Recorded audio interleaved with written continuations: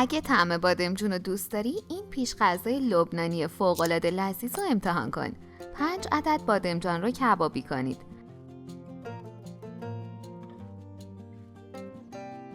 داخل ظرفی بریزید و با گوشت‌کوب خوب میکس کنید. حتما بادمجونا رو کبابی کنید که عطر خوب دودی رو داشته باشه.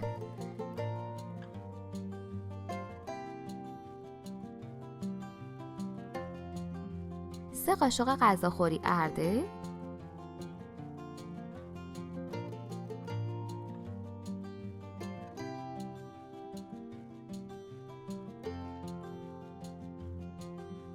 دو حبه سیر رنده شده، مقداری آب لیمو،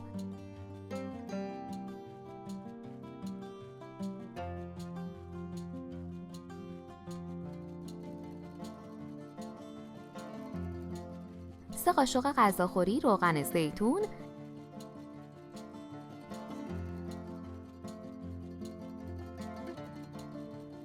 و کمی نمک بریزید و یک دست کنید. عزیزان، باعث افتخار ماست که عضوی از کانال ما باشید و دکمه سابسکرایب رو بزنید.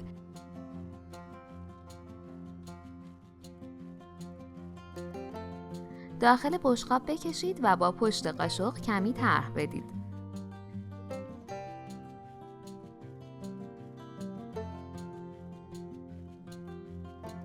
با روغن زیتون، کمی زرشک و جعفری تزیینش کنید.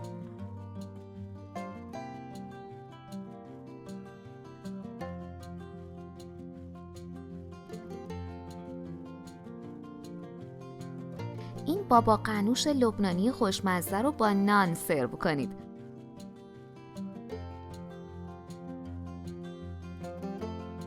باورتون نمیشه طعمش چقدر عالیه. نوش جان.